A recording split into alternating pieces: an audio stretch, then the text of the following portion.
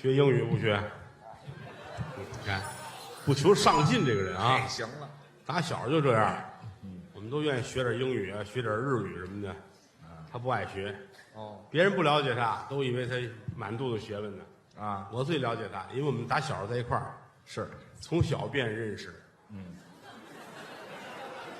这话听着怎么那么别扭啊？怎么了？从小就认识，现在大变样儿啊，那也是从小便认识。实话实说，这些年来，谦儿哥对我们不错，应该真的。别的甭说，啊，光说花钱，啊就在我们这些个小兄弟的身上无数。有钱就花呗，真的啊，吃饭，人家花钱；应该的。喝酒，人家花钱；你瞧，喝茶，嗯，人家花钱。呀，有哪怕去那个地方，也是他花钱。啊，去哪个地方？新华书店呢？哦，您管新华书店叫那个地方？你叫那个地方？哎，嗨，什么称呼啊？这就是家里有钱呢，谈不到。因为他父亲卖身的那个，哎，又来了，忘不了了是吗？真有钱。啊，我们还用 BB 机的时候，嗯，于老师就用手机，我手机买的比较早，当年叫大哥大，是，那么大个儿，啊，以前那是传统的老的，黑的，嗯，这么高，摩托罗拉。上面还立了一节天线，得这么大。您说这是二战时期用的这个，这么大个儿呢？至于吗？大，啊，我们都拿 BB 机。是，你看我这个，你看我这个。哦，于老师在边上云淡风轻的看着我们。是啊，哎，你先等一会儿，您啊，别的咱先不说啊，哎您管这个叫云淡风轻啊？这个我这儿干嘛呢？来电话了，来电话，我干嘛这样啊？震动的，好家伙，这震动也太厉害了！这才伸手掏电话。哦，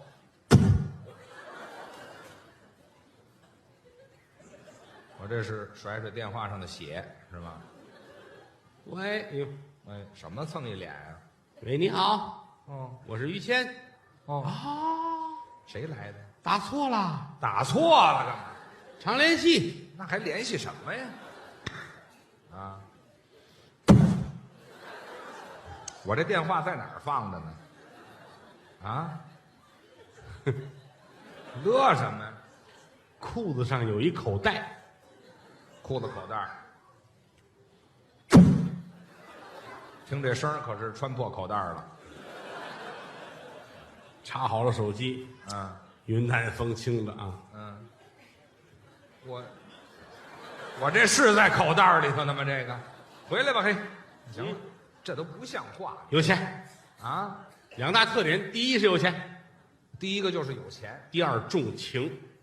重情，这是我的特点。这点儿随他父亲，哦是老爷子重情。是吗？他爸爸年轻那会儿，街坊四邻只要是女孩儿他就爱。就这么个重情啊？后来家里人把他头发剃了，送到庙里出家。当和尚了？一上午爱上6个上香的女施主，哎呵，这点儿他随他父亲。我也这样。 8岁就爱上他表妹了，啊，表妹。他表妹叫绿茶。哦，绿茶婊啊，这是。甭来这套，这词儿我懂。时光荏苒，岁月穿梭，后来长大了，嗯，跟我们这嫂子俩人结婚了。就我现在这媳妇儿，嫂子真疼他呀，是吗？她可以说是世界上最爱你的人。那是没错。第二个就是我，啊，您还算排上。有时候于谦儿出去拍戏去，啊就是我跟他媳妇儿，一天打无数个电话问他到底什么时候回来，问我什么时候回来？到底什么时候回来？坐飞机、开车、火车、动车，一定说个准确的时间啊！啊，不要那个大半夜回来给你们个惊喜，那得把人吓死，知道吗？哎，好嘛，你们要问出什么来呀？你们问你什么时候回来呀？收拾屋子等你呀！有什么可收拾的？哎，嫂子是好人呐！啊，我有时候打门口过，哟，于谦儿的家，哦，我得进去看看去吧。可以啊，一叫门看见嫂子，咱们毕恭毕敬的。应该这样。嫂子好，你瞧多规矩啊！一见不日，嗯，如隔三秋。哎，你先等一会儿。眼瞅着这个6天，行，这您说错了啊，怎么了？那叫一日不见，如隔三秋，知道吗？那几个女的怎么都乐成那样了？啊，这就这4个字儿啊，啊，一个字儿不多，一个字儿不少。对你倒腾过来也不成，他就是刚才船一晃悠，我给说乱。没听说过。按顺序说啊，一日不见，如隔嫂三子挺好，啊。嫂子也挺客气。他说什么？死鬼，要我进来，什么呀？来进来吃豆腐来，快点。吃什么豆腐啊？他会做饭，啊？炒的麻婆豆腐、葱烧豆腐特别的好。哦，来进来吃饭，嗯，炒好些个各种豆腐是吃。哦，还切了盘凉菜，凉菜是什么？金华火腿，下酒菜。整根的金华火腿拿黄酒把它蒸透了，哦，切成薄片儿好，吃。吃吧。知道这什么菜吗？这叫嫂子，这叫什么菜？嗯，这都不知道。这叫什么？有一腿，哎，不是你们这事儿非搁在明面上说是吗？什么话？你老憋着有事儿。谁别人有事儿？我跟嫂子，我们俩那是过梦的交情。啊，过梦的交情，这都不像话，这过命的交情我们两家好的不能再好了。啊。我不喝酒，嗯谦儿说了，我跟你喝酒，来。啊，下午4点半坐那陪着喝，哦，喝了大半夜也是他。酒腻子哎呦，困也得陪着。是啊，谦儿哥来了，我得陪着。哥们儿嘛。一会儿功夫，手机微信响，谁呀？一瞧，他媳妇儿给我发一微信，发什么？给我发一3点照，哦，我媳妇儿半夜给你发一3点照，一张照片啊，是一张照片。拍了个表，上面3点。不是你们平常都这么说话是吗？我们跟别人说的比这还牙碜呢。哎，这好，我还得念这个谦儿哥，您看看，啊。嫂子催你回去呢，赶紧回去吧。这儿就急了。啊，我喝点酒，用他催我，哦，回去打架去。哦，这就急了。进门就急了，嗯，你干嘛你？我用你催我？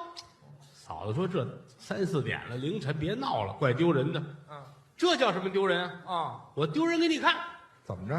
我现在就上马路上去，啊，上小区外边嚯脱个一丝不挂，嗯，看你丢人我丢人。对，我给谁丢人去了？我这是于谦儿冲出家门口，啊，马路上脱个一丝不挂跟那儿跳。好，真去了。我到了，您干嘛来了？哎呦，打走了就不放心呐。哦，两口子可别吵架呀。劝架来了。来到这儿一瞧，黑灯影儿墙旮旯，于谦儿一丝不挂，跟那儿正扭呢。就真跳上了。我这眼泪都快下来了，嗨，一把拉住了。啊，哥，别跳了。上路灯这儿来，来哎，这儿清楚是吗？我那儿看不见，这儿看得清楚。恼火。那能哪和多少啊？那个我上楼啊，找嫂子讲情去。这给我搁灯底下了。噔噔噔上楼，啪啪啪一砸门。哦，嫂子这火还没消呢，那是。死外头，哇，不用回来。嗯，你不出去跳舞去吗？啊，去吧。哇，有能耐砸门干嘛？嗯，你就得死。你看进来，进来了，不是看见你气儿消了是怎么着？进来，嫂子把门关上，嗯，插销插上。是。你怎么来了？不是嫂子，我于谦在外边光屁股跳舞，您知道吗？嗯，啊，真去了？是。什么样儿啊？还什么样儿？啊我给你学学啊！啊，我用你学呀！废话，我用不着。外边什么样，屋里什么样，不行，废用不着。一丝不挂，我脱一丝不挂啊！啊，我给他讲这情，讲什么情呢？这好，就讲这一夜情啊！哎，这哈，我就知道好不了。好，累得我跟爷爷似的。好家伙，辈儿都上去了。一直讲情讲到转天中午12点。嗯，嫂子行，去吧，叫他回来吧。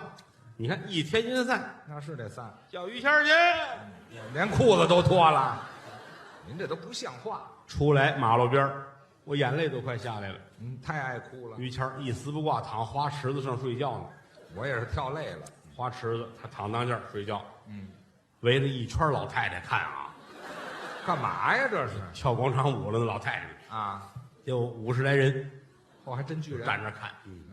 这就是那于谦儿吧？还议论于谦儿啊，是还挺白的啊。你管着管不着？这老娘们太侍奉人了，这是真好啊哦！你看，别看住一个小区，还没看过他这样呢啊！多新鲜呢！来，那谁，王奶奶给我拍一张。就别拍了，至于吗？这是正拍着呢，我来了，拉着于谦儿，奶奶们散了吧，散了吧，别看了，回家吧。弄他走了啊哎，你别弄他走啊！干嘛呀？我刚才给陈奶奶刚打完电话，陈奶奶呢？陈奶奶输液去了，一会儿回来看。他死不死啊？他都输液了，还不忘了看光屁股老爷们儿呢？你弄于谦儿回屋，啊，弄于谦儿回屋，一进门眼泪鼻涕全下来了，这冻感冒了发烧了。啊？嫂子给他熬中药，哦，得了，怎么说怎么闹也是两口子，是别喝西药啊，西药。对肾不好啊。哦，熬点中药喝，拿着一大碗药，嫂子进来了，大郎，嗯，你就喝了它吧。哎呦，他这挣扎着，我呢？等我兄弟武松回来的。哎，这好，这会儿我跟王妈妈在外屋着呢，这怎么又有你这别掺和了，这都潘金莲了。嫂子给我也熬了一碗，老有他你喝这个，你得补一补了啊。啊？你这碗是人参，嚯，我偷老头的，他爸爸原来卖参的，别提这个。递给我，我一接没拿住，这碗掉地上了，哦，啪嚓就碎了。那就别喝了。哎怎么着？ ，A 字没出口，嫂子话到了。说什么？哎，什么 A 呀？啊，我再陪你一晚就是了。哎，咱心里热乎乎的，我跟你说，陪你一碗什么呀？我这听着，陪你一碗药，知道吗？是药，对啊，什么叫药啊？陪你一碗中药啊！你以为啊，我也以为是药呢。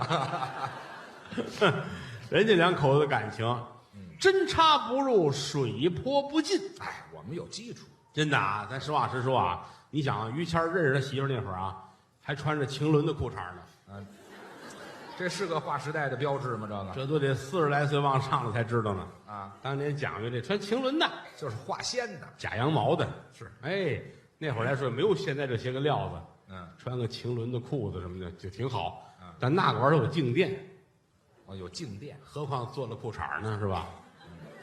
噼里啪啦的穿完之后啊，于谦儿打那边一过来，我们一看我们就知道，知道什么呀？你看这样过来啊，这个，今儿没穿裤衩，哎，没穿呐。你瞧打那边过来这样的啊，晴纶裤衩好家伙，我还以为来电话了呢。啊，媳妇儿疼的，给织了一毛线的钉子裤，毛线的呀。那玩意儿一出汗，它勒得又紧，痒痒，你知道吗？老得这样啊哦！您记住了啊！啊，这样啊，这来电话了。哦这是晴纶的，知道吗呵？哎，这毛线的这个，这别提了，怎么那么乱呢？我这一天闲不住了。我哪天我投资一个电影，我就拍你们两口子，拍我们就他两口子这故事啊，啊，反正1年1部，能拍40年。我这故事太多了。他们俩认识那天就跟电影一样，怎么什么样啊？那是一个6月3伏吧对，反正是个夏天，20年前，3伏天有20年了吧？有了有了。啊，20年前北京城，那个北京那个热啊，就把人闷死。是20年前也不是家家的有什么空调，有一电扇就不错了，对，跟那儿转。是那会儿于谦儿还住的平房哎， ，6月3伏，没搬楼房北京，没空调，小平房，半夜12点，于谦儿热的汗塌了，睡不着觉。最后实在没辙了，一伸手，啪，把盖的这貂皮就掀开了。这意思我热死都不多，你知道吗？这天儿我还盖一貂皮貂皮掀开了啊， ，2层棉被，我下去吧。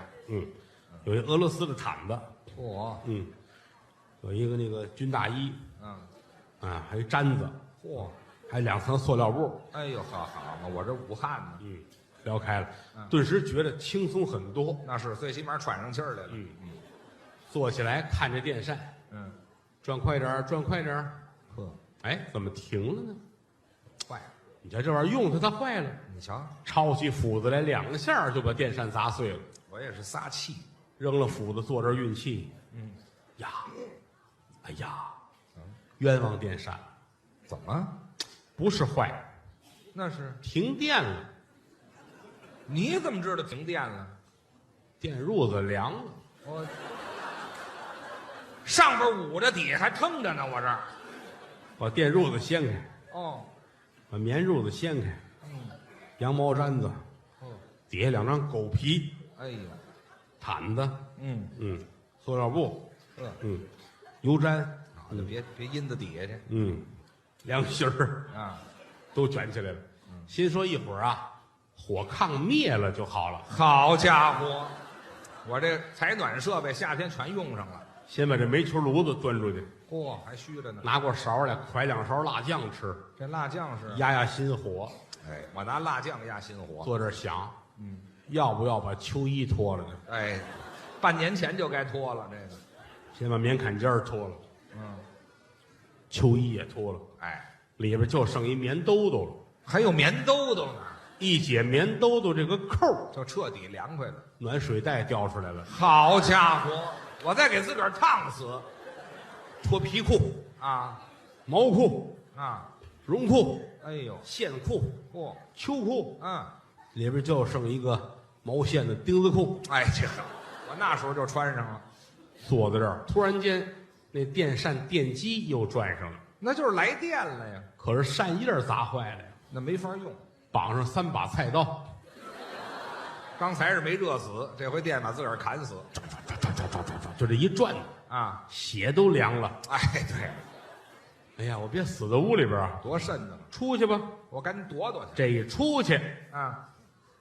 认识你媳妇儿，出去有一个碰面的，热呀，屋里热呀。出去了，嗯马路边路灯底下，哦他媳妇儿跟那儿站着呢。啊，那会儿还不是你媳妇儿呢，那当然第一面那会儿就算是个姑娘吧，啊。什么叫就算是姑娘？就是姑娘，就是个姑娘，姑娘那就是个姑娘。哎，这姑娘站在路灯这儿，哦，满身大汗。谁都热。这几个大汉你还都认识？是啊，什么满身大汗？有一胖子你先等一会儿，胖子你先废话，什么还满身大汗啊，啊？那就按照那碰上坏人了，那是碰上坏人了，对了碰上坏人了啊！于谦儿大喊一声我得管，：“哎，说说，我排在谁后头？哎，我排队呢，我第几个？排什么队？我排什么队呀？不排队，我不排队。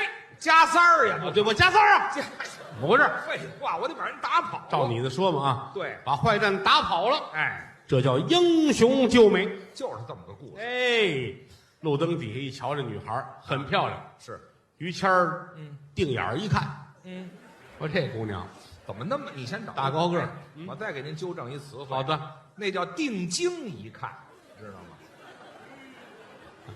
您这，我说的是您说的定眼儿一看，有什么区别？哈，按您说那个，我拿着大饼呢，知道吗？我给你套纸尿裤。这嗨，别提这个，定睛一看定睛一看，姑娘很漂亮，啊，姑娘娇羞满面。嚯，谢谢您，是先生贵姓啊？gay 姓啊，什么？贵姓啊？先生贵 gay 啊？哎，这好，非有一 gay，怎么称呼？哎，说说，我叫于谦，哎您怎么称呼啊？啊，姑娘说：“我英文名字叫约翰。哦，好，我刚知道，感觉刚才打跑那几位是人约来的，你知道吗？大姑娘有叫约翰的吗？那怕什么？你姐姐还叫杰克呢。啊，没听说过，这都是女孩名字吗？哦，好听啊，约翰好听啊。没听说过。您这个中文名字怎么称呼啊？啊，我叫王刚蛋。好家伙，好婉约啊！你怎么听出来的？咱们留个电话吧。啊，于谦一伸手掏电话，好家伙，就别跟人姑娘吓一跳。哇，哎呀，好见我一次，行了行了，太恶心，真好啊！哎，我叫王刚蛋。别提这个姑娘，你一直叫这名字吗？啊。刚改的，哦，觉得这个秀气一点啊。这哪秀气？原来叫什么呀？原来叫王元娥。这多好啊！这什么名字？这是？哪仨字儿啊？我们家姐儿仨，哦，我大姐叫王元姬，嗯，我二姐叫王元丫，我叫王元娥，姐儿仨按秦来这么排下来的。我爸爸叫王老英。对，好嘛，非得姑娘，你写给我看看吧。姑娘拿笔就写王元娥，哪仨字儿？姓王的王，嗯1元钱2元钱的元，哦鸡鸭鹅的鹅。写完递过来，于谦拿起来一念，念玩我鸟。啊！我去，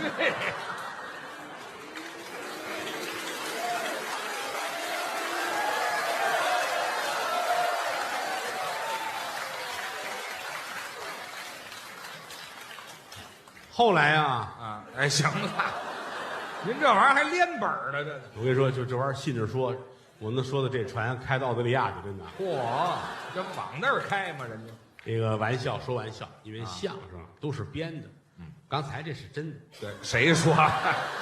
到我这儿改真的了？嫂子可不叫王元娥呀，你们可没有别瞎说这名字啊。嫂子叫王上举，啊，高尚的上，哦，举重的举。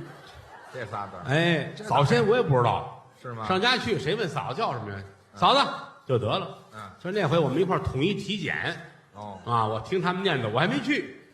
一大帮人跟那儿都是验完尿了，有孙越的媳妇儿，有高峰，好嘞，一大帮人都拿小碗儿，装着一碗尿，有他媳妇儿也跟这儿等着护士叫，哦，叫来叫去，护士叫到他媳妇这儿了，嗯，往上举，这一大帮人。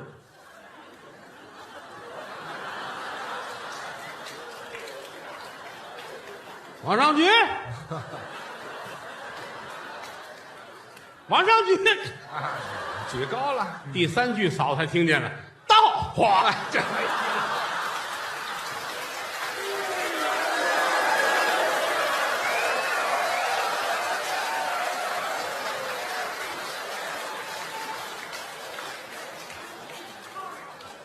这就一说一乐的事儿。可不是一乐吗？哎，所以说，往上举，这别举了，这是中国说相声最有钱的人。又来了。这个谁有时间，比如到北京，我建议你们到于老师那个小动物园去玩一玩。哎，欢迎。这个好多人都熟悉，这是真的，这不是闹着玩。啊，他喜欢小动物，在北京的南边，这个地名叫礼贤，大兴区，大兴啊，还有60亩地，养着各种小动物。我觉得人家活的真是比我自在多了。嗨，爱好。真实话实说，确实是。我记得他那会儿，我看他连菜什么都不买，都是自己自个儿种哈。绿色的吗？60亩地，开出一块地来，种各种菜，化肥类的东西全部上。那也得施点肥呀。啊，就是上他们全家人自己的肥。我们家人得多能拉呀，这个几口人拉60亩地的，我们这个不是60亩地，因为啊菜地小，再小也是菜地呀，他们家人上外边无论多忙也得回家解手去。肥水不流外人田。哎，有时候他爸爸从家出来走着走着，啊，别提这个42里地，啊，就是从他这小乐园到北京城里的家。哎，对，舍不得尿，那是啊，挺好，挺好。我觉得这样吃点干净东西，你包括这干净吗？这东西我觉得我挺羡慕您这生活呢。是吗？包括水果，他们也是自己种。水果是这个礼贤这个地儿，就他这地儿，往前再走2站地，那个地名叫庞各庄。对，出西瓜，不是谁熟啊？打清朝那会儿，给皇宫进贡西瓜，就是庞各庄，那儿西瓜最好，是要的人家种子，搁他自个儿院里种。对啊，打一滋芽儿，于谦儿就趴在地上看着，一直等到结瓜，好家伙，我这气迷心，我这是等着越长越大，结瓜慢慢大。哦，其实这瓜长大了，他也挺操心的。操什么心？你想啊，净是鸟啊，哦人家说这瓜长得这么大，这鸟来了，踏，多一下，就裂了，就熟透了。要不就不长了。是，你说这玩意儿人跟鸟儿你斗不了啊，是不是啊？后来才想一主意，瓜地里边戳根棍儿，戴个草帽，好骗鸟，哪那么容易啊？不行吗？一天2天就不信了，哦，还来鸟就明白了。这钉一十字架，啊，然后呢挂点塑料布，是，跟上抖楞抖抖楞抖，骗这鸟儿。再后来也不行了，来破衣裳，哦，给这架子穿上，戴草帽，更像。哎，3、2天的事儿。嗯，后来谦儿实在没辙了啊，就看出有钱来了，怎么呢？买了40个充气娃娃，搁在瓜地里了。搁在西瓜地里，各式各样的姿势都摆好了。哦，好家伙，连河北省的流氓都来了呀！哎，好家伙，鸟是没了，这一宿的功夫把瓜地踩得平极了，这好就跟过了骑兵似的。啊，但是人家哈哈一乐，不在乎。不当回事，就是有钱。哦，在说相声堆里边再找这样的，没有。瞧，就我一份儿。哎，他那小动物园儿我们好些人都愿意去玩去，啊，骑马去，有马，哎，上他那儿烤串儿去，哎，烤串儿，哎呦，指着他那羊来宰这个，宰现杀，你瞧包括高峰，啊刚才学外语那高峰，啊，跟他离得近，哎，对我们街坊，高峰老去，嗯，高峰那回养只猪呢，啊，在我那儿对，高峰说我喜欢宠物猪，别上那当啊，啊买的时都这么大，养些日子300斤是吧？宠物猪是买了一个，搁您那儿养行不行？那怎么？厚道，行，啊，我也买一个，我买，俩猪一块儿长，你瞧，也挺好。就个伴儿，高峰买一猪，于谦买一猪，搁在一块儿，俩小猪，哎，挺好。嗯，可是这玩意儿是个事儿，怎么？这俩猪分不出来了，哦，哪个是我的，哪个是你的？都一样谦儿聪明，啊。拿刀啊，瞪这猪耳朵，呲儿，哟，得了，这是我这个一只耳，哦，你那个俩，哎你这是传话的，你这分出来了吗？那就行。转天打电话，你来一趟吧。干嘛呀？俩猪打架，嗯，这把那耳朵也咬了。对他看他恨得慌啊。那瞧，俩都是一只耳，哦，前儿又拿刀，呲儿，这是，我这秃猪，哎，对，没耳朵。你那一只耳。对，转天打电话，你来一趟吧。这个，俩秃猪了，哎，对，这俩坐下仇了。把那耳朵也咬去，嗯，这要命了啊！俩猪都没耳朵，没辙了。谦儿拿刀切猪尾巴，哦，呲儿，我这两头都秃的啊！哎，该哭哧了。哎，你那后边带一小尾巴啊哎，，这好。你这猪起名叫小蝌蚪啊，哎呵，挺好。转天来电话，你来看看吧啊，昨儿又打起来了，哎，对，这把那耳朵咬了，把这个尾巴也咬了。对，我就知道嘛，现在这俩猪都没尾巴，都没耳朵，肉球了。哥俩眼泪汪汪，哭了1小时。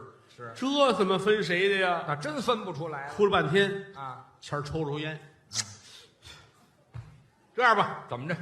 黑的是你的，白的是我的。这早就分出来了。哎，谢谢啊。也就是看相声啊，能这么喊，这要是芭蕾舞啊，早给你们抬出去了啊。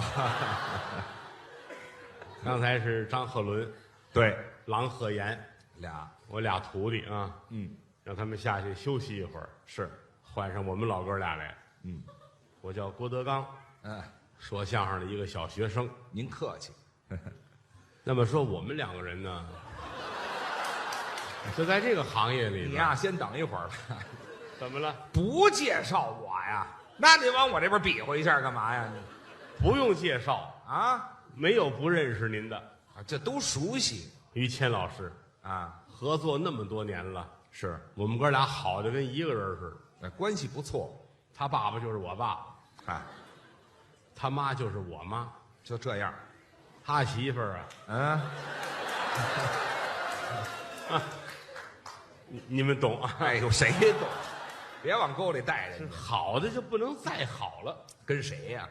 就咱俩那么大岁数了，不能瞎说啊。是，前天在这船上演了一场，对，今天又演一场。一共2场。对，这是游轮呐，嗯，皇家马德里号。哎呦，马德里号踢足球呢，这。皇家加勒比号，哎，加勒比。加勒比是亚麻得不是？哎，喂，没有后边那个。皇家亚麻得号不是？哎，加勒比。原谅我没上过学啊。对，皇家不看那个。对对对啊，不像话，您这个啊，挺好。啊，打国内出来奔韩国，这一道上飘飘悠，晃晃摇摇，船上有吃有喝有玩有乐，全好些人还耍钱去啊。啊，有赌场啊。今天的观众比前天的热情，哦，说明啊，甭来这套，你们就是赢钱了呀！心里高兴前天也是你们啊，啊。挺好，一玩一乐的事儿。人呐，别给自个儿弄得特别的紧张。是，活100岁也没几个人。高高兴兴比什么都强没错。啊！刚才张鹤伦唱歌，看你们都乐成那样啊，高兴吗？那就是词儿不太好。前边词儿都不太好，但是唱的还行。哎，唱功不错。我们这行就这样。老话说得好，子弟无音，课无本。哦，就说干这行的没嗓子，如同做生意没有本钱是一样的。就是这个道理。子弟无音，课无本。我们小时候上学那会儿，就我虽然说没上大学啊，但是像我、像于谦、像高峰啊，我们小的时候，我们是在曲艺团的学员班。哦，那会儿给我们这个学员班呢，当年叫团带班儿，对，团里边带着就团里边弄学员班。是，但是学生呢也得有文化课，也上。都是搁着当地的戏校。对，在戏校里边上文化。戏曲学校。对，京剧班、评剧班，啊，河北梆子班。哦，哎，曲艺相声班。哎呦，专门这么一班。我们是属于这种学校的同学。是，有他，有我，对，有高峰，哥仨都在。他比我大4岁。是，我们竟然一个班。您那意思，我蹲了4年班是吗？不是，就说您这个就了不得这个状态，怎么个这都了？属于拔高生，知道吗？哦，一般都是那个3年级，但是突然间能力太大了，老师给这调到4年级了，是，或调到5年级，拔高。对，您这也是反拔高。哎，我拔岁数，我对，打工厂拔回来的。哎，好嘛，一块儿学。那会儿在学校里边，老师就第一告诉我们，有一个好嗓子，嗓子好，太酸的不让吃。酸的怎么了？今天演出，今天中午不许吃饺子，饺子得蘸醋。哦，醋锁嗓子。对了，确实是不能吃。太辣不能吃，辣的刺激这声带也不行，都可以啊。太甜的、太咸的不行，这叫齁嗓子，齁着受不了。对，太凉的来根冰棍儿，这要了命了。鸡嗓子非得挨打不可。是。我们老师吃饭还讲究，他呢，大米饭拿剪子把两边尖儿都绞了去。这也太讲究了吧？就我们这班主任啊，后来饿死的啊，对，这么吃饭非饿死不可。就是在意点，不让你们这样。我们你小孩儿谁管得了啊？偷着吃呗，是吧？啊，真像老前辈似的，做不到啊。不行吗？当年曲艺界有一个唱大鼓的，叫刘宝全，那是鼓界大王。哎呦，那能耐大了啊！到70来岁，那嗓子甜的呀，就像小姑娘一样，还那么好。人家这一辈子几乎没吃过肉菜，全吃素吗？就吃素。哦，偶尔的说呀，今天补一补吧。炖一锅牛肉，把肉搭出去。哦，不吃，拿那汤烩点菠菜，还是吃素，那就算是吃荤了。哦，人家那嗓子亮脆好。睡觉前买那雪花梨，大梨、大烟梨切成片儿，来一片儿，横着睡觉。这干嘛呀？早晨吐出来，这梨片儿黑的，这黑颜色是肺火出来了。就这么讲究，这个咱做不到啊，不行吗？就这么一说行。哦，我试过不灵。这梨片啊，我睡觉啊，好咬牙，咬牙怎么？来片儿横着，刚躺着，哎，这就咽了。这哪行去这玩意儿？哦，后来我一想啊，这得有个人呐，就在床头看着我。哦，看着您盯着，我嚼了这片儿，咵给我续一片儿，还得往里续的呀。还好呢。啊，我就跟他媳妇儿说：“哎，你别睡，你先等，干嘛非跟我媳妇儿说呀？你找你媳妇儿去。”我一看他媳妇儿不答应呢，就只能跟我媳妇儿说了：“这多新鲜呢！别睡觉啊，看着我，我这片儿梨只要一咽了，你给我续一片儿。哦，往里续，买了5斤梨呀5斤呐，大雪花梨呀，嚯，添了片儿，去了核，一大盘子码在床头，盯着吧。含一片儿，睡觉。啊，早晨一睁眼，嘴里边没有梨片儿。怎么没给续？哎呀，我说你怎么回事儿啊？不是告诉你给我续梨吗？你怎么没管我呀？不支持工作，谁说没管你？续了吗？我续的都没你嚼得快。哎，好， 10分钟这5斤梨就续进去了。哎呦，我还给饶了半张饼。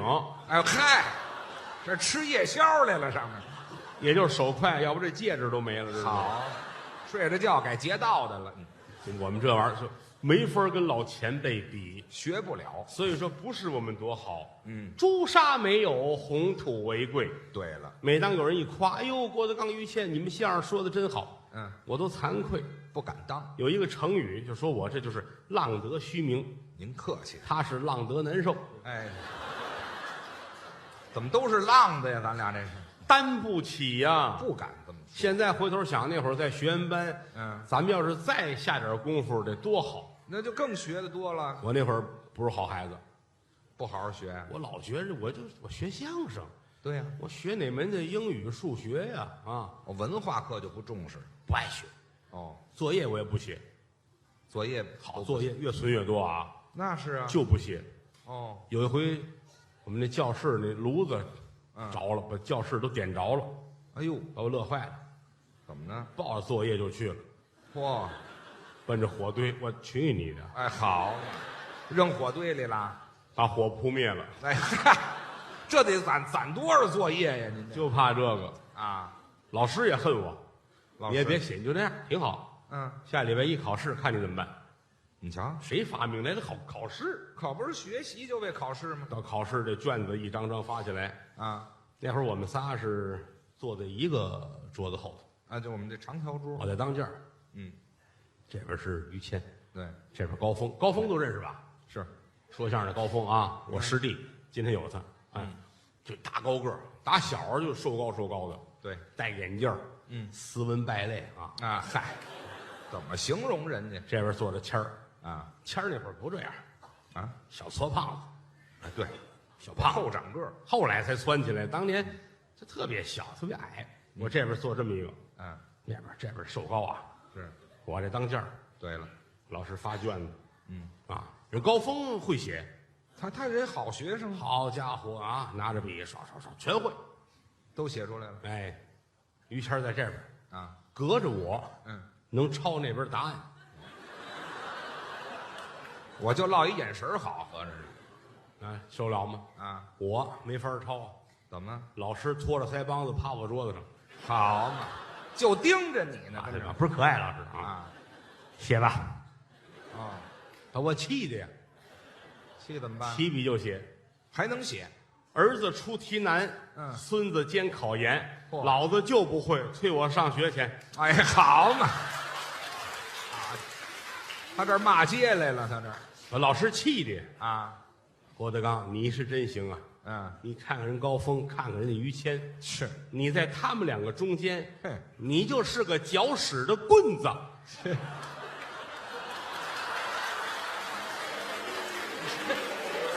嘿，你先等一会儿我是个棍子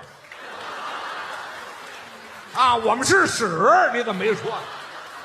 谁还挺委屈？你这什么呀？这什么比喻？这是这么些年来，我终于明白了。一说我就明白了。就说这个意思，打小不爱上学，专业课还行，学专业吗？当然，我们仨关系特别好。哎，那是那会儿他在学校里老挨欺负，就是那个一帮人过来，于谦过来，干嘛呀？竟然敢跟我们穿一样的衣服，哟，打他，公光五四，这怎么撞衫了就打？我赶紧救去。一会儿在那边一帮人，于谦过来，敢跟我们撞衫，打，不是高峰去了，又给他救下来了。我干嘛跟谁都穿的一样的衣服？校服那不是就为打我而打我的吗？这个人缘儿不行，知道吗？谁不穿校服啊？我们仨那会儿最好，我们仨闺蜜。哎嗨，咱仨就别闺蜜了，姐妹花。别什么呀？哥们儿花，我们仨，胳膊花烫着呢。不是，咱们仨最好。就是一上课的时候，我上课老睡觉。因为有一个成语说的好嘛，上课就睡觉，下课就尿尿。这什么成语？这是？那就是他们赞美我上课就睡觉，拿书挡着，老不让老师看见。哎，有一回语文课，语文课我们那老师讲那个《木兰辞》这都知道哈。唧唧复唧唧，木兰当户织。对就讲这，先黑板上先写，写完之后都会了啊，啊，他给擦了。又干嘛呀？来，谁背一遍？哎呦，当时就背他们瞪眼看着都背不下来，我睡觉呢，啊，对吧？他非找我，嗯，郭德纲你瞧，迷迷糊糊，盯着你呢，老师，嗯，来，把刚才这背一遍。是，我哪儿背去？我都傻了。不知道，看出哥们儿来了，嗯，在底下，嗯，花木兰，哎，就小声提醒一下，花木兰，对对对，这一说咱有底了。赶紧背吧。刘大哥叫我，谁让你唱戏了？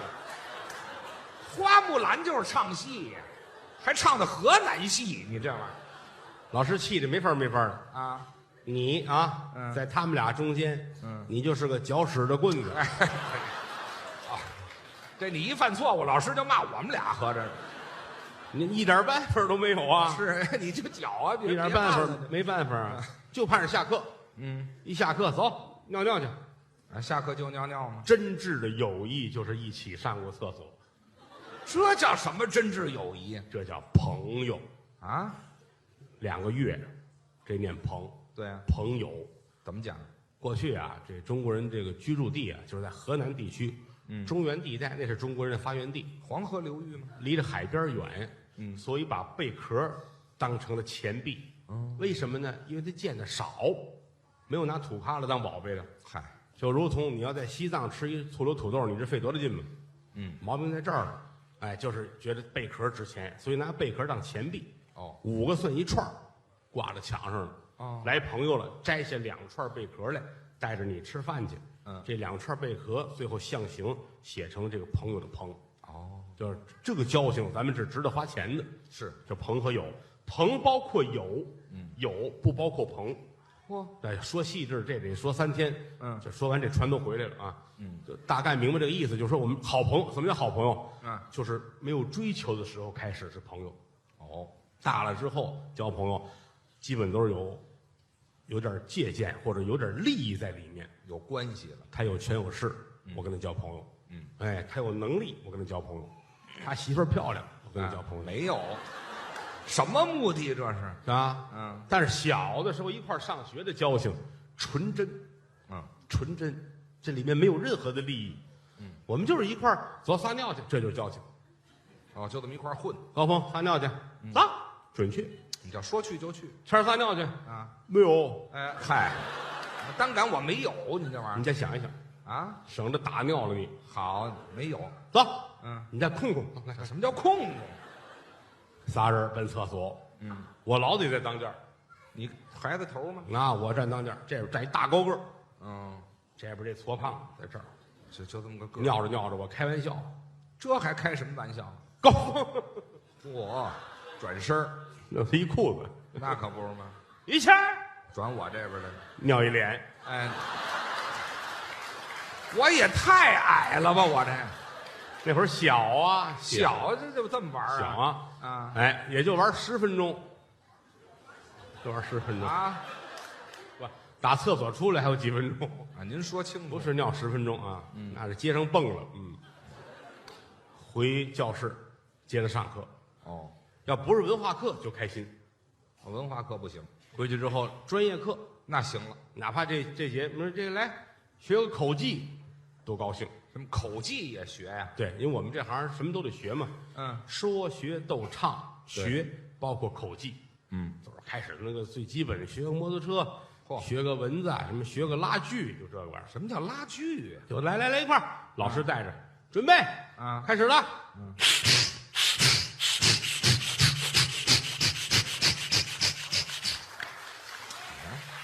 得学这个声音。倍儿开心，要不学个小动物叫吧，动物，哎，郭德纲，羊怎么叫？站学羊，哎，站起来，咩，那个这高峰，小狗怎么叫？高峰站起来，汪汪汪汪，就这个。什么意思？谦儿，鸡怎么叫？他站起来了。大爷来玩啊！什么乱七八糟的？我这个成熟的太早了吧？我这家教，什么家教？反正玩一节课很开心，那是很开心。然后就等着铃一打铃啊，下课了，哦，又开始上厕所了。这尿频呢？这是老上厕所，没事儿干呢啊就活动活动呗。一说上厕所，于谦儿乐了，啊，拿一大捆的纸，包大卷儿的卷儿纸。啊我们小时候上厕所没有现在你们那卷儿纸，啊，那会儿用草纸，对，那叫马粪纸嗯啊，还有的那个报纸，啊，就凑合，撕点报纸就擦屁股了。当年都那样，啊，唯独他得有钱，喷香水的那种卷儿纸，还带香味儿呢。进口的，一闻倍儿香。哦哎，我上厕所搞一个大的，就说就接大手就完哎了。，拿着他这卷子纸，走了。我这是上厕所啊，还是炸碉堡去了？我这么大一卷子，到厕所蹲好了，捧这个闻，好香啊，能香哪儿去？好！香啊！哎，好，我再把纸吃了。厕所外边都纳闷啊，啊，这人跟厕所里边好像，对，还吧唧嘴儿，是吃什么了这是啊？能吃什么呀？哎呀，老跟这闻就有那愣住，嗯什么玩意儿？纸很香，嗯，给你闻闻吧。人家接过来了，嚯，是挺香啊。那就好，拿走了。怎么着？这抢纸来了是吗？这节课就没回来，那是没纸了。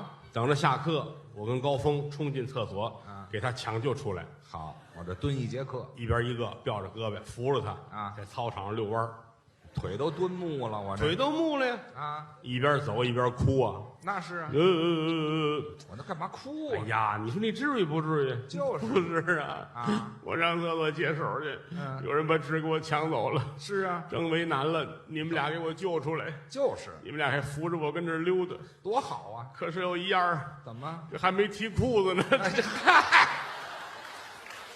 干嘛？你们俩搀着我展览去了是怎么着？你俩扶着一光屁股跟操场上你们倒看着点儿来回遛弯儿啊，赶紧回去吧。嗯，因为这会儿一般是上午的最后一节课，最后一节课就每天上午的最后一节课，学校一般都请曲艺界的老前辈，给我们讲课，老艺人老说相声的，老说书的，哦老的那个唱大鼓、唱曲儿的老先生，大部分都是解放前的呢。都是那个老先生请来给孩子们上课是，啊。这节课都紧张，怎么紧张？因为您那会儿教我们那个先生姓黄，是92岁，哦这么姓黄高龄啊，姓黄，就是毛片儿的那个黄啊。啊，嗨，有这么介绍人姓儿的吗？你92，那胡子就跟齐白石似哦，都这么长的，俩眼睛有神，啊，来了。老师讲课都站着，唯独他单有一个座儿，哦，他得坐着。讲桌旁边有一座儿，跟这坐着。教室最后一排啊，校长、主任、年级组长、班主任都在，哦，伺候着呀，都听课，坐一排。老头儿坐着不怒自威，啊，很威严。全班都害怕，嗯嘀咕都，哎，嗯，老头儿，上一节课讲的那个北京小曲儿，都谁会唱了呀？这要问一问。谁呀？都害怕，哎呦，心噔噔跳啊！可别叫我。哦90来岁老头儿，尤其旧社会过来，他骂人，你知道吗？啊，对他不讲究那么他多。一言不合就骂人啊，都嘀咕。老头儿站起来，点名啊。点名啊，哦，谁呀？于谦。我招他了，他上来就叫我呀。于谦站起来了，啊，我至于害怕成这样吗？我哆嗦成这样。老头儿看着，站好了，哦哆里哆嗦的样子啊！啊，你这个状态很像在厕所里被人把纸抢了似的。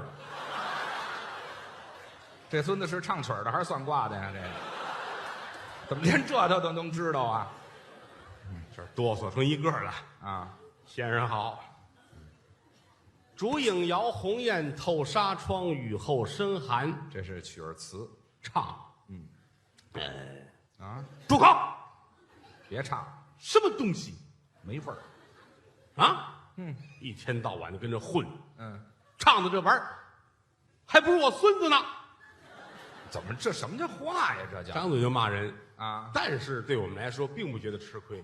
怎么？他92了，我们10多岁，你唱的不是我们孙子，这对不叫事儿。他孙子比我们都大。他孙子不得个70多吧？哎啊，不是结婚太早了吧？不是，反正不小了，是不小。所以并不觉得多丢人。嗯啊，还不如我孙子呢。是，哎，于谦儿洋洋得意坐下了。我这不丢人，也不至于这么美不滋儿的，知道吗？下一个啊，高峰，哎，轮他了。高峰，一看这就是抢我纸那个。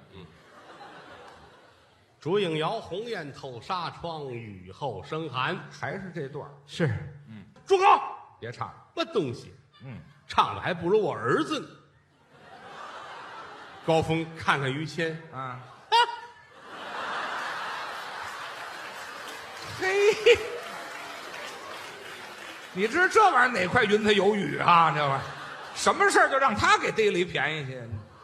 教室里鸦雀无声，还接着点呀？都低着头啊。哦，老头看了看，嗯，郭德纲到你了。先生好，嗯，一个敢说话的都没有啊。这前面俩都那样，老头一拍桌子，真急了。站起来了，哦，拿手指着我，怎么着？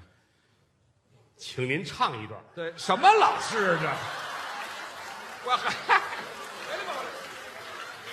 贱骨头，这老师至于这样吗？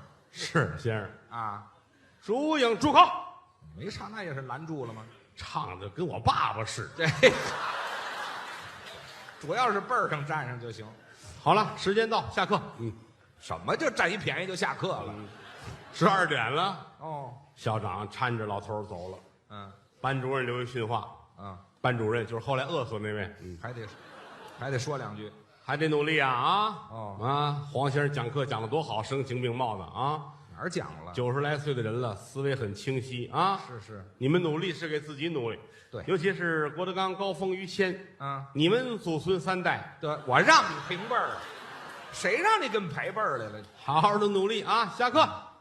嗯一般来说，上午是专业课，哦下午就实习了，哦，就放到各个剧场去观摩学习。哎，看节目去。但是晚饭要赶回学校吃，那是外边不能了。哎，吃完了晚饭，把我们得送到这个单有一练功的屋子里边儿，嗯，晚自习对，晚上还得再学习。得跟这屋里边儿练，耗腿啊，嗯，哎，拉山膀，跑圆场，练功房。跟着唱。嗯，一般到这会儿呢，谦儿就妥了，我怎么妥了？不练，对，我是不好活搬一箱啤酒搁在脚那儿，啊，坐那儿一瓶儿一瓶儿那么喝。我那就开始喝了。哎呀，人打那会儿就这3大爱好是吧？嗯，抽烟、喝酒、烫手。哎好，我这一直延续这么些年。后来学校说，这么小的孩子喝酒不像话，是，就不让他喝酒了。那但他自己呢，这个嘴控制不住，怎么办？就吃点小零食。哎，这解决烟瘾的问题每天晚上，啊，我高峰我们跟这儿练，嗯他坐边上吃东西。吃点零食。他那个东西其实也，我们小时候没有什么可吃的。那我吃什么呀？他每天晚上这么一大兜子，家里给送来的啊，炒的黄豆，我炒黄豆当零食啊，列位，干炒黄豆那这玩意儿香。 10斤，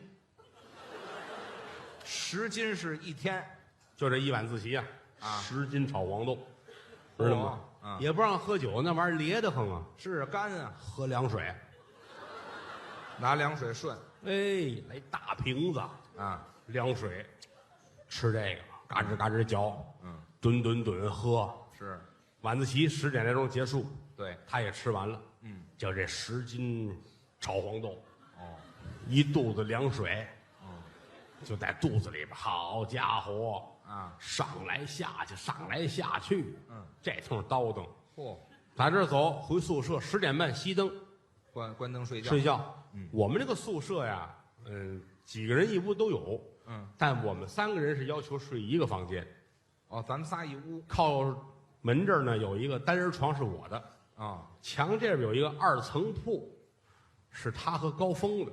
哦，我们俩睡一2层，哎，他们俩上面一个，下边一个，上下铺吗？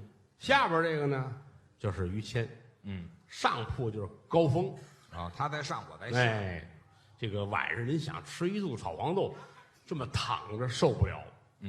受不了怎么办呢？他就得趴着，趴着睡，屁股冲上，趴着，上面是高峰啊。哎，上面高峰，高峰呢又闲得打呼噜啊，所以脑袋呢就掉过去冲那边。我说这形象你听明白了吧？啊，你们一定要注意这个啊！哎，下边是于谦，上面是高峰，于谦脑袋冲这边，高峰脑袋冲着于谦的屁股这边，反着，哎，于谦啊趴着，哎，高峰呢也趴着，理解了这个？我再说一遍啊，就别说了，你都明白了就完了。一般来说，这点黄豆跟凉水啊，得到早晨4点半左右才起作用呢。哎，它得经过一段发酵。那是，这起了化学作用了。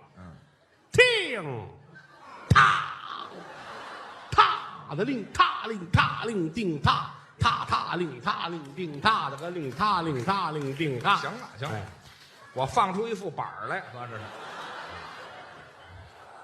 所有的宿舍啊，所有的房间人都纳闷儿，这春节提前了是怎么着？啊，看，放炮仗一般来说，半个钟头，啊我只要听见第一声响，我就把被窝蒙上了，啊，一直到最后没有了，撩开了。嗯，哎，这屋里边等着尘埃落地，哪儿有那么大土啊？都看不见，至于吗？看不见。哎，转身才坐起来，啊，拿我那拖鞋抖楞抖楞，哗啦啦啦，哗啦啦，哗啦啦啦啦，整黄豆出来了。穿上鞋，先抢救高峰。哎，对对，他离灾区最近。底下这也不用管他，没事啊，睡得可香了。摇晃上面这个，也是抖了抖。那是脸都黑了，呵，摇晃醒了高峰。啊，这缓过神儿来了。哎呵，这是，吐出一黄豆来。哎呀，哎，我说你要死，你知道吗？啊，你躺在枪口这儿呢。我说你劝劝他吧啊。高峰正经的跟谦儿说过，谦儿，你看咱们哥俩这么好，找我谈。没有这么大的深仇大恨，是，你能不能不吃黄豆喝凉水你能不能换个姿势？啊？谦儿说：“我改变不了啊，我就得那么吃，我就得那么躺着。”对，高峰说：“我也得那么躺着。”哎，对，那就来呗。这可怎么弄啊？后来气得高峰啊，真说狠话。他说什么呀？于谦儿，你要照这儿啊放啊，早晚得把你那大肠放出来不可？好家伙，这是方我呀。知道吗？哎，早晚你得把大肠子放出来。气话啊！你说你的，他放他的。我管那个呢。这一晃呢，3年过去了。嚯，这玩意儿还真能坚持。那是啊，后来也实在不行了，跟我商量，那个，您看咱们都快毕业了，我能不能睡一个安稳觉啊？你跟我说没用啊，熬3年了啊！你天天跟他说，他都习惯，你也习惯了。不是，咱们能不能报复一下？怎么叫报复？我说怎么报复啊？那个，这给我出个主意。我说主意是有，你得花点钱。花钱你老跟他说得把大肠放上，他也不信。啊？你花点钱去买一挂猪大肠来。哦，早晨放的时候，你给他扔炕上。他一看，嘴吓一跳。恶作剧吗？哎，高峰乐坏了啊。上菜市场买一挂猪大肠来。搁塑料兜里边。早晨4点半之前，就听着得叮当开始了。高峰下来了，掏出肠子来，给谦儿顺到被窝里边，塞被窝里了。打炕上下来了。我都没睡，我等着呢。走出来。我们俩出来，宿舍门口等着，这听音儿去了。看着表，哎，屋里边叮当，你屁还琢磨呢。他自个儿想，5分钟门开了。于谦儿一脸惨白。看见门，别人进来啊，哗，关上门了。又10分钟啊，把门打开了。松口气。高峰，你老说我能把大肠放出来，今天你说对了啊，我真给放出来了。真害怕了。不过你放心，没事儿。怎么呢？我又给他塞回去了。哎，对。